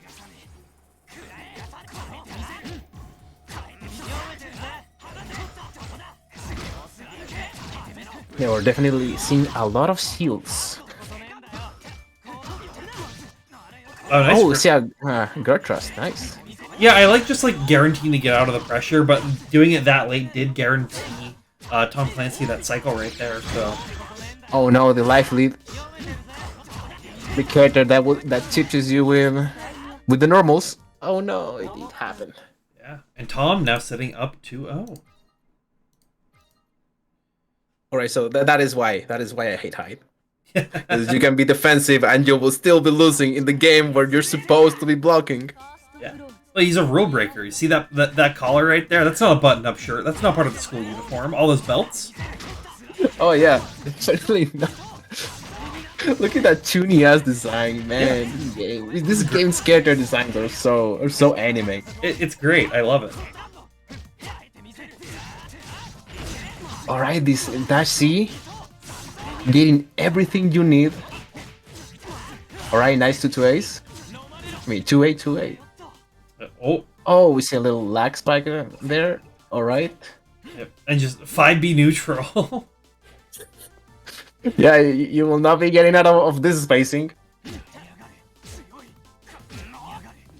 Oh, this is definitely unfortunate. Yeah. Just blocking during it, not allowing anything crazy, but throw comes through. Alright, nice. 2 ACS. Trying to bait the DPs. But Racer just challenges it anyway, and it works. So it's definitely interesting that in Oki, you will do options to bait options, but you can just wait for the next interactions and do them anyway, and it will work. So you can just wait the first button, and then you can BO, and then you can do DP or mash. And it really makes the layer game what it is. Yeah, I mean that's what makes it exciting. That's what makes like this game allow for a lot of these crazy things. All these side swaps coming through as well. Thanks, French friend. Thanks, French friend. Cross-up protection, for saving them right at the very end. Yeah, thank you for making this game very fundamental based, with no shenanigans. Nope, zero shenanigans happening whatsoever. This is the honest game ever. Oh, missed the TKC Fireball setup at the very end. But Tom does end up taking that one 3-0. A new sacrifice comes to you. Or The hacker overhead. I mean, maybe not. Hold on. it just destroys you. I mean, Hold on. What's going on here?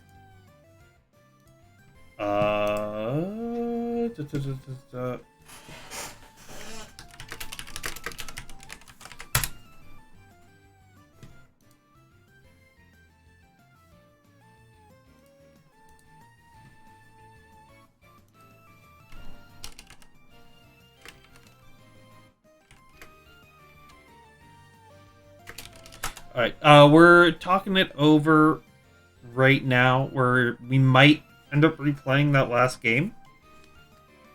yeah, that is totally fine, honestly. I mean, we've been doing so good, like, connection-wise on this stream, so if both players are okay with that, yeah, let's give it another go.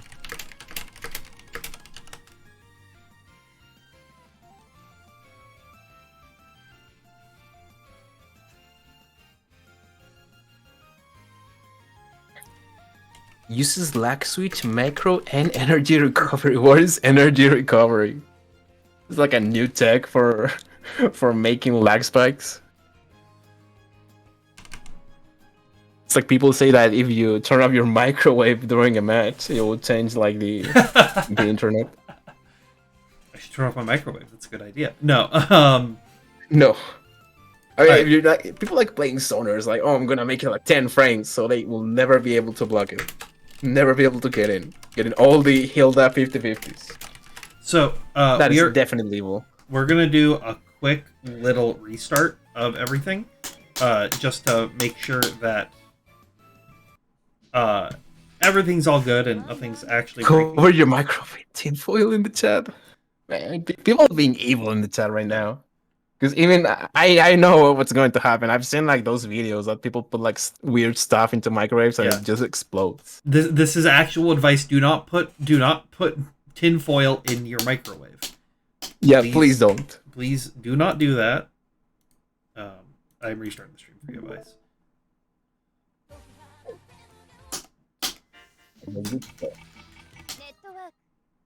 Network.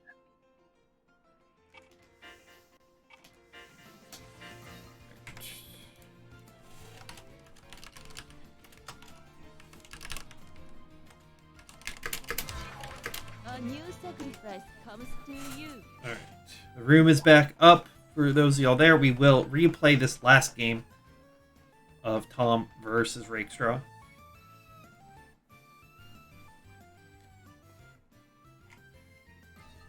You know, if we didn't have to do all this Alright, restarting everybody's in. at the very end, we may have actually been able to get this one under 2 hours, and I could have made fun of Bryce, but it's okay that that's not happening. I mean, it's very hard to go under 2 hours. It happens to everybody.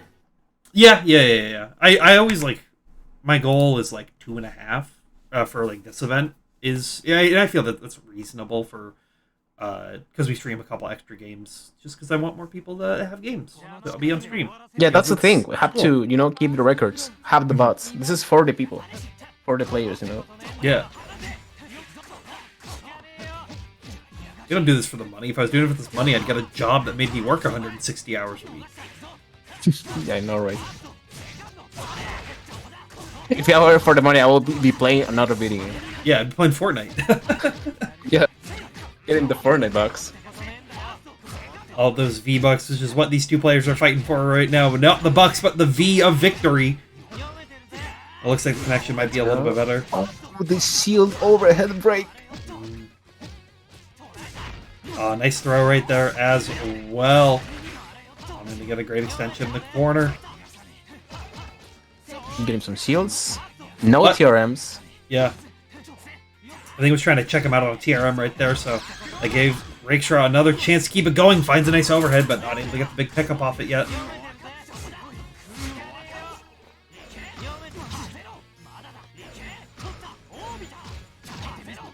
Now back into the Pizza Wars. Oh, that was a very weird interaction. I think it was like a double DPA. Yeah. Like DPA versus like 5A.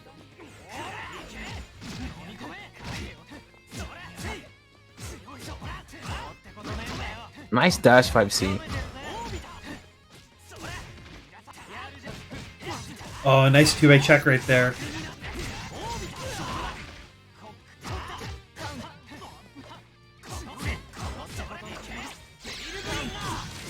Oh, the double super? Yeah, they both tried to pale bringer, but Tom's was the one that ended up working out for them.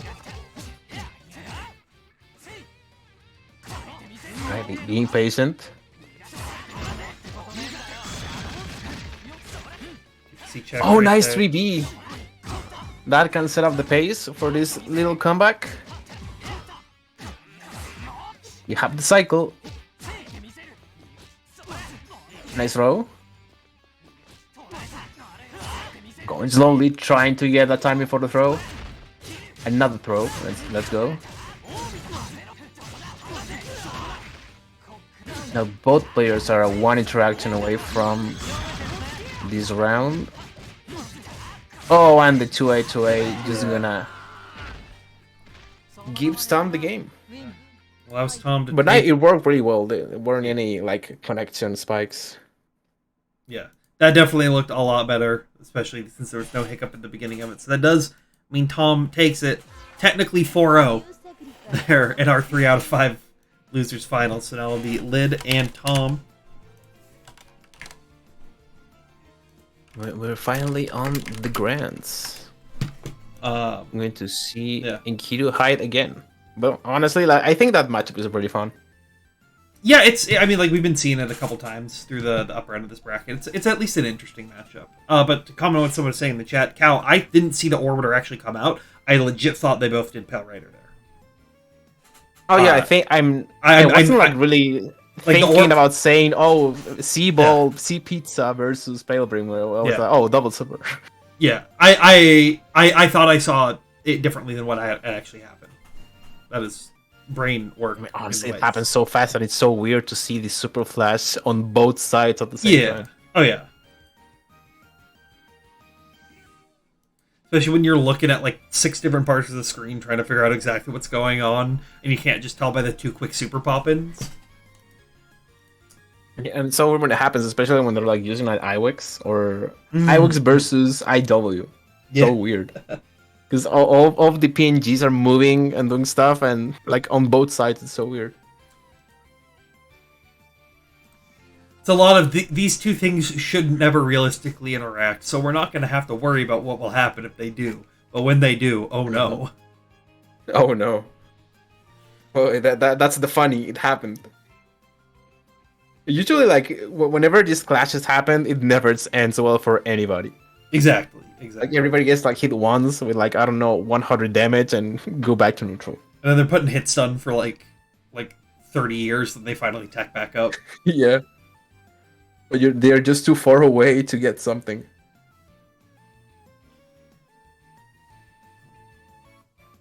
But as we are waiting on Lid to get in here... Hey, look, they're in here. All right, let's go. I'll still continue this spiel. Make sure to, if you're not already, follow the stream and all that jazz. We run Uni every other week. We run Persona on the off weeks. You can do the wonderful, if you're trying to be like, man, who are those 2 swagged out people on commentary? You can do exclamation mark commentary. You can see, boom, like, oh, Twitter's, wow, that's crazy. Yeah, also, Twitter exists. Twitter does exist, that is true. Mm-hmm. And then, we can use it for good. Yeah, I try to use it for mostly good.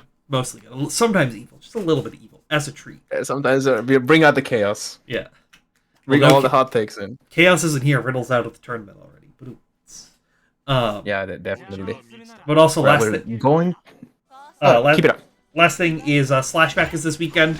Make sure to tune in. We have, like, 3 different uni blocks, I think, throughout the whole weekend, so definitely make sure to tune into all of those. Check out the great West Coast action happening there.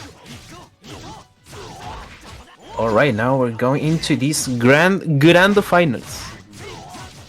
You see Tom trying to use the momentum they've had from their previous games and really trying to make a lot happen, but Lid doing a really good job of finding these right gaps. Assaulting hide, let's go. As usual, Enkidu assaulting a minor. Oh, that is kind of problematic as much as this pressure is. Oh, we're seeing some shields. Oh, the grid were being pretty even until Enkidu gets the cycle. But is that gonna be enough? Now gets the run up. Check the overhead with the block right there, but now Liddy gonna get a big punish. Oh, tries to VO strip. Nice side switch. They try to VO strip. 4C, keeping pressure. Yeah. Oh, the counter! Reach the pilgrim, is it gonna kill? No, it's not. Just a little bit away. And doing the fireball, Enkidu fireball. yeah, using Enkidu fireball for the honest footsies. They saw that Tom was willing to come through and ended up flipping him at the very end. Oh, ADP once again. Definitely, this Shoto-ass character doing fireballs. Yeah. Like, he's got a Tatsu in 6-6C, he's got a fireball. Yo, this he's is a real hurt. Shoto. Oh, but the drop. And they did it again.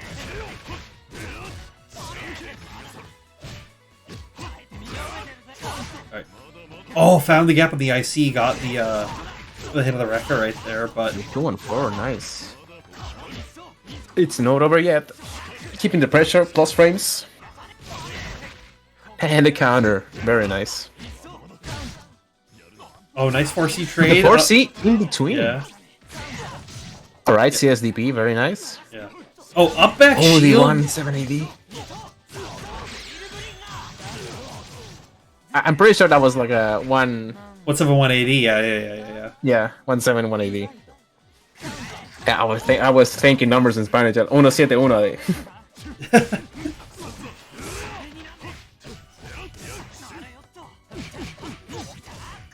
Alright, nice 2As. The rush, like the tutorial likes to call it. And a nice counterpart with 5B. Oh no. Oh, that was a very unfortunate drop. Lid has dropped 2 VO so far through this, and Tom's doing a really good job of making sure that they can pick him up. Oh, and the shield on the wake up, that was very interesting. This is gonna cost him the spacing now at the corner. 4.3k. And the Lid has the TRM, as well. but it's not enough. What a... That was almost That's a nasty. delay wake up. Very nice. Yeah. Very nice for Tom. Sometimes those options, they work. Because they can mess up all these safe setups with CS. This is why there is no safe jumps in Lunar Night. They are not real. There's only danger jumps. Everything is fake in this game. Everything's fake until it isn't. That's how it always is. Yeah. This is like a there is no spoon moment. Yeah. There is no setup. Schrodinger's There's no setup. pressure. Alright. Going for the delay pressure right now. Finally gets a clip of the fireball and finds a nice 6C on the check of Lid trying to pressure. Yeah, very nice use of the projectile pressure, keeping the distance, especially since Enkidu is so big. It's definitely a thing I can see being like a pattern for this match. Just like that same pattern, Lid finally got a VO strip coming out, connecting. Was able to steal the cycle with it as well. 2-2C CS keeps going low though. Nice. Oh, that was very nice. Yeah. Waiting for a match attempt. Yeah. Oh, and the TRM. Taking a little bit of damage. It just DP's out after the CS right there as soon as they gain it back. Oh, and the J2C, it just works. Right, going forward with the salt. Me in the scramble in the mid screen. Right, the backdash is not enough. You're still a little bit minus after the fight's backdash. Right, being plus and spaced. Yeah, tried to 3C out of the fireball pressure, but Tom kept it delayed enough that it was actually able to hit. Oh, and the jump! The jump! Beating the throw, let's go! Yeah. Oh, fully charged force function. Be able to get a yeah. Tailbringer gets the pickup for 41.99.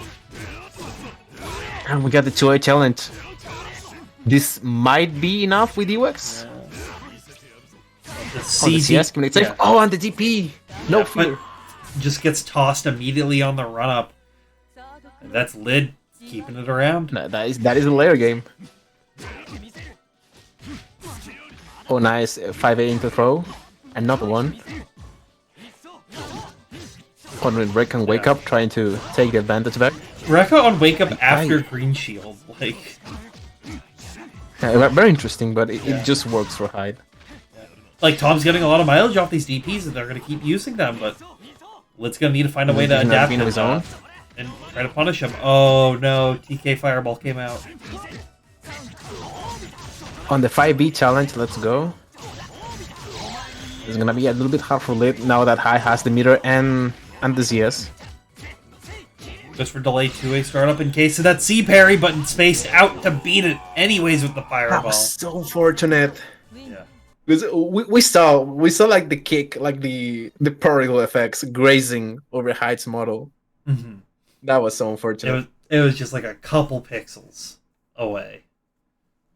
So this is like the strength of the space pressure, especially if you can decide to do projectiles being safe at a distance. That it may not be like a big damage payoff, and sometimes you can even lose grid, but you can keep your opponent check in the corner. So if they do anything else than the default option of defending, it will work. Doing like projectile twice. It's very strong in a layer game. But man, it was so unfortunate. The counter was so close. It was so close. It was so close. And Lid definitely, I think, after that needed a breather. Just needed to like recollect, make sure nothing too crazy happens. As Tom is now trying to get a nice 3-0 reset in this grand finals. 4C comes through. And the 4C, space 4C.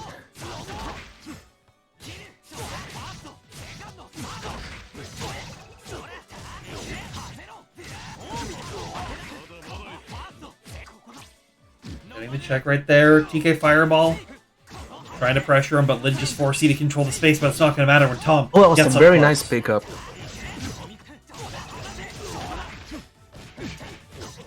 Oh, and the 2A pressure, meaties. Let's go. Taking the round. セカンドクローズディバイド Oh, and 3C. Just rolling. Defeating all the projectiles, getting into the corner. Setting up a nice Oki. Tried to 5B check out there. But we'll still find it with the 5C afterwards. 4C gets a good hit, but not able to find the pickup that they're looking for. And getting the overhead with side switch and switching it back. Because we don't want that. We want tight in the corner. We want him suffering. Fireball comes through and tried to parry the second Fireball full screen, but wasn't able to get a big punish. Getting a little bit poke with 5C. And waiting for the counter. Let's go. This is gonna be the big high damage. I'm doing breaker. Working, getting a little bit more of damage. Being pretty sameish on the ice lead. Yeah, being really, really patient right now with those with their pressure on there, and able to utilize a quick 2B check at the end. Try to stay alive in this last one. Tom Clancy, though, still at reset point.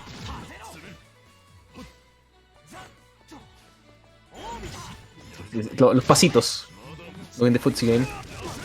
I'm just waiting for the 3C, covering so much space.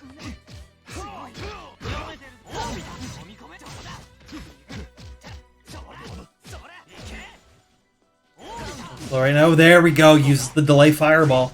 Gets the check on the parry. Now should get some big damage in the corner for this. 2-2C VO strip, 3.8k. The world is your oyster without Hyde right now. Nice throw. On the throw, and you got the mirror to cash in. Yeah. Alright, keeping it safe.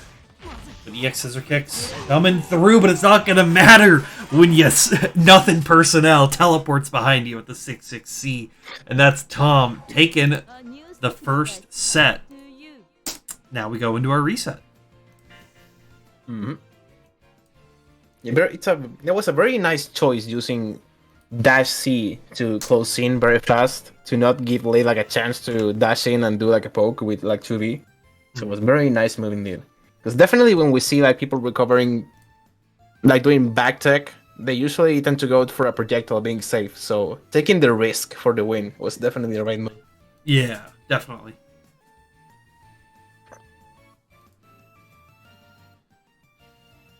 Lid taking a breather right now. So the matches with Tom have been very, very close, very, very scary. So it's always something you got to be worried about. So this is like the moment when, have you seen Blue Lock in the anime? Yeah. Where the main character is like just rearranging all the puzzle pieces. Lid is channeling his inner Isagi Yoichi right now. Yeah, being the true egoist. Yeah. It's reshaping like the document inside his head of this matchup with against Tom. Yeah. Lid over there, the blue flames in his eyes, saying, I get it now. I understand what I have to do. Yeah, I'm gonna devour him right now. Like Soka. This is it. Getting like the flashlight of the idea. Yeah. Channeling their inner Noel Noah right now. I mean. But here we are, Grand Finals reset. Tom took the first one with a clean 3-0.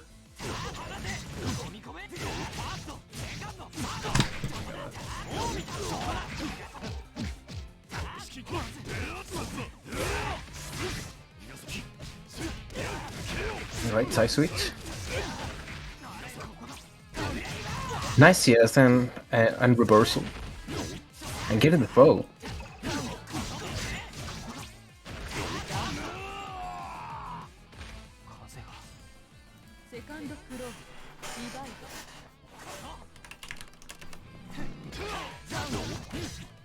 I'm just waiting for a chance to counter poke with 4C or a 2B. This can definitely be... you can get a big reward, but it's gonna cost you a little bit of time to wait for Tom to get in, so you can get a counter poke. But I can see that this can be definitely hard to get a hit with Q, especially if your opponent is very, very aware of it.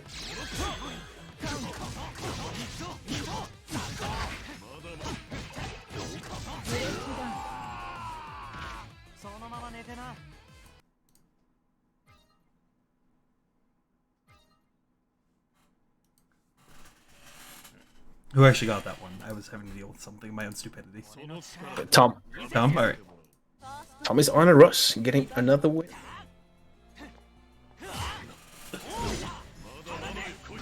Alright.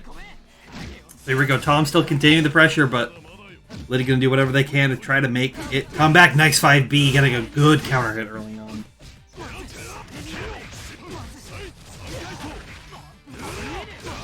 It's good at least just waiting for that opportunity to just do a side switch and just present his game plan. And his pressuring is really good. Yes. Goes for 4 function 2-2-8 just to keep it their turn. Try to catch Tom while they're mashing, but it's not happening so far. It's very nice that that Lid waited for the green shield, just knowing the penalties that it comes with it. That you will lose a little bit of meter and you will lose grid if nothing happens after the green shield. Oh, the whiff throw right there, but Lid not ready for it, but they are ready to get a good grid break. An overhead break.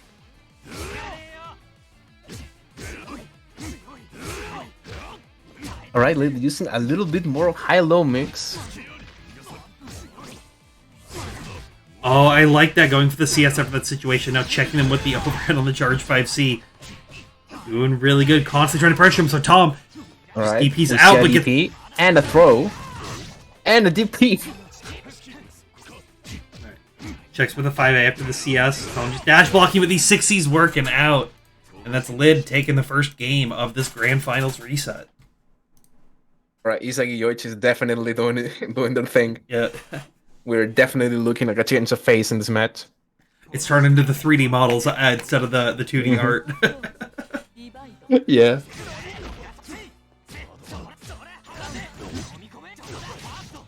This can hurt a little bit because of the corner carry that Hyde can have. And we see an Assault JV break. Getting the cycle, having the corner. Opts to see us early, knowing that they should be able to get it back as long as they can keep this tempo up they're looking for right now. But Lid saying no, But thank you. you. Can foresee after the +1. Oh, that Yeah. was insane. A good VO, just make sure to get the cycle back. And nice blocking. We see a trade. Yeah. Charge forcing him. It was just big enough. Dive kick. He was safe with a nice micro run-up throw right there. Lid can't afford too many of these trades. Both of them backing off, but the quick run-up 2-2A. セカンドフローディバイド That was a breaker on the run, so definitely an option.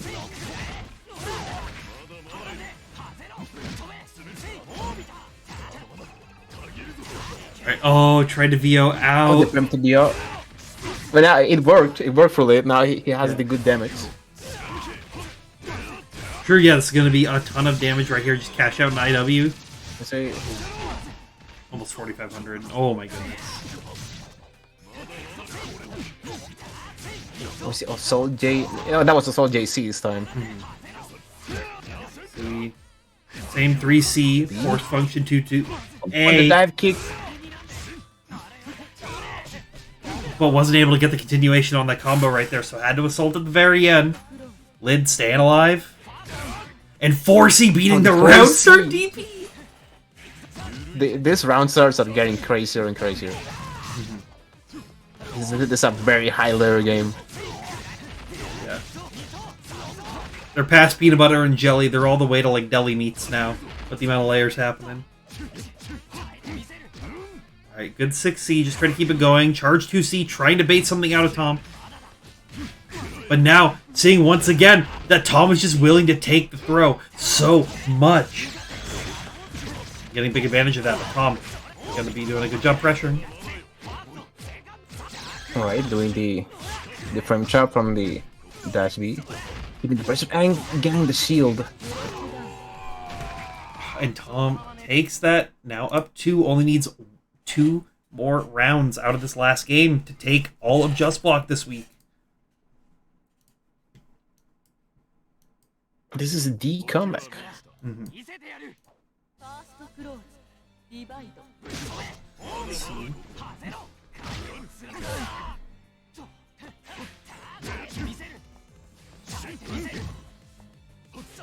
Nice. But Tom gets the cycle anyways. But we see Lid getting the counter poke 2B. And we're seeing that very nice Enkidu corner carry. Oh, nice 2-2A right there.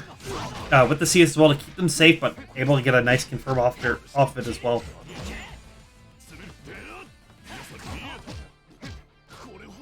Oh, TRM? On the TRM. The patience from both these players tried to shield the last hit, but Lid was still ready to press and ready to check the shield. stand attack.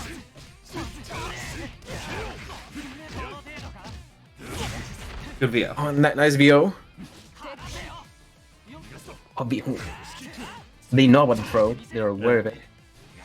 They're ready for it. Oh, now this those time. shields that were so scary. Yep. Oh, 6C coming through. And Tom still finds a way to get a shield at the last minute, space him out, find the last hit. Now 1 round away from taking it all. Oh, 3C with the force function as well. Actually just hitting at the tip of it to get the full conversion.